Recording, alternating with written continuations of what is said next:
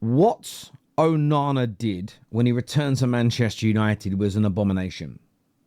And if Manchester United were to have collapsed, capitulated, or bowed down to his demands, the culture would never be fixed. And last week when we lost to Grimsby, in my hour of darkness, I said I lost faith. And a lot of that remains true. But winning football matches, buying better players and improving can reinstore the faith. It's like Pandora's box opening. All the bad stuff comes out, but there's always hope remaining. And where would we be without hope as football fans? We'd have quit and stopped watching a long time ago because all our clubs have been through bad and horrible periods.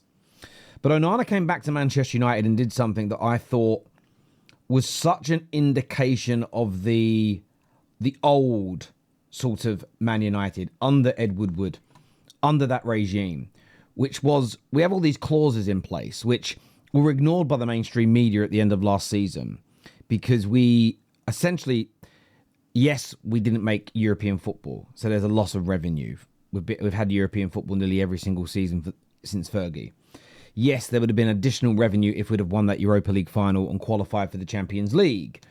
But clubs budget to not have European football. That's how they work their budgets out.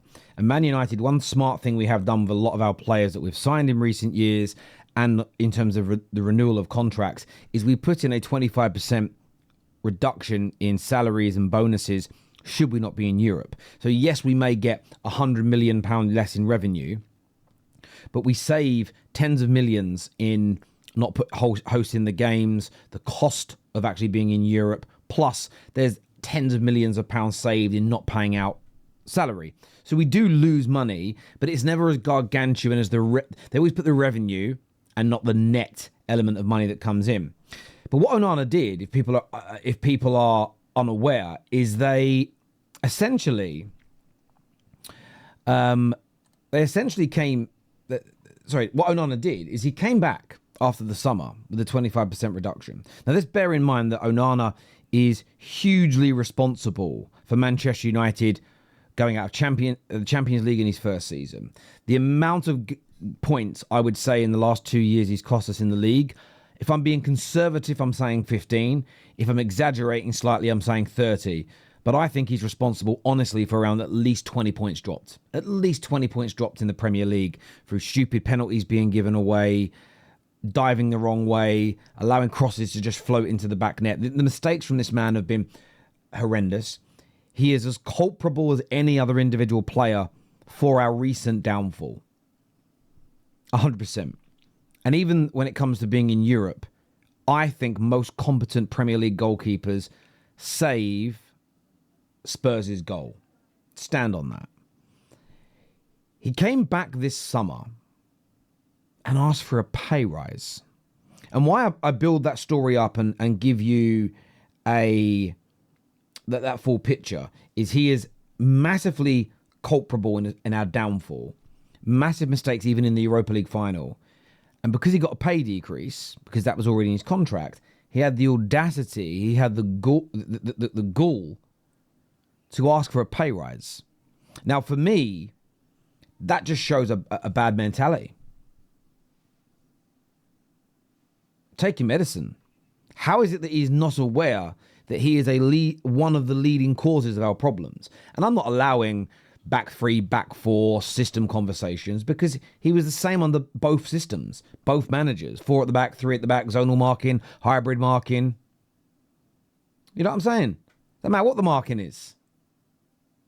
It could, Harry Potter's birthmark. It don't matter what the mark is. This man can't catch a ball. I don't think he can catch a cold. Genuinely. Can he catch a cold? That's the question we need to know the answer to. He had the audacity to ask for a pay rise. I'm so glad. And there are things to criticize Ineos about. There are things to still be skeptical about. But this is something I look at and say, well done, Ineos. Well done, Amorim, for realizing that rewarding failure with pay increases would damage the culture further. The culture in the football club, maybe it becomes irreversible at that point. If players start to say, hang on, you're ostracizing these players, we're trying to move in the right direction, we're trying to make the standards better, and you reward one of the worst performing players of the last decade with a new and improved deal. How would the rest of them feel that are on pay decreases, who actually played well last year? How would Mazwari feel? How would De Ligt feel? As an example, how would they feel? They've all lost money and actually had brilliant seasons, but yet one of the main culprits for the season being bad gets a pay rise. You can't do that. So the news this morning is that Man United may offload Andre Onana to the Saudi Pro League as part of a shake-up in their goalkeeping options, with the Saudi transfer window open until September the 23rd. And I hope we do. There's also options potentially in Turkey as well. As much as I'm not a fan of Bayender either, so I'm not I'm not in his camp and I'm not fighting for him, I'm not defending him. Of the two, I probably would prefer Bayender slightly. And if I'm being honest with you, it's probably the money. Bayender doesn't really cost us a lot, where Onana is on big wages. And if there was an opportunity, I mean, if we could sell them both. Make Tom Heaton the number 2 and promote an academy goalkeeper. If we could get money for both, move them on. They have no business being at Manchester United. They have absolutely no business whatsoever. They can't catch crosses. It's just, I've never known 2 goalkeepers at my club to be so bad and continue to get opportunities. And I'll be honest with you, both won't go over this international break. I don't think so. I actually am not sure if Lemaines is going to actually start in goal against City or the next couple of games. If you read the briefings, I think Man United are going to see this through to fruition. I think he's going to come in and they're going to sit him on the bench as the number 2. And we're going to slowly bleed him in. And I felt this all along. I still believe it. And I see a comment here from Christian that says he has to start. Christian, I agree he has to start, but I know what the club's going to do. And maybe I shouldn't out this, but I think it's a positive. He's the number 2. He's a backup. He'll challenge, but he's a number 2. Look, he's on the bench. He's the number 2. Oh, look, this keeper hasn't done so well. There's an opportunity. If we bring somebody in as a number 2 and they get an opportunity, they're supported. When young Aiden Heaven came in, now he is younger, okay? But I think the example holds water. When he came in, none of us thought he was a first-team signing. We all thought, I thought, come in, goes in the academy, we might flip him in a few years. I didn't know much about him. There wasn't a fanfare. But then he comes into some games because of injuries and nobody's going, come on in, lad. Show us what you're made of. It's, we support you no matter what. You weren't expected to play. Good luck. If we'd have brought him in and said, this young defender from Arsenal is the future, he's the truth, he's generational, there would have been a different pressure and expectation on his first game. And that is where I think Manchester United need to be mindful. And I think we're being smart, is if we make a massive fanfare and noise, new number 1, he's an improvement, he's better than what we've got. Even if we believe all of this, don't make the noise. Play it down. Maybe don't start him for a game or 2. There's a risk in that, I know. But then when he comes in, I don't think the same pressure's on him. I don't think the same pressure is on him. Fergie did this with David De Gea.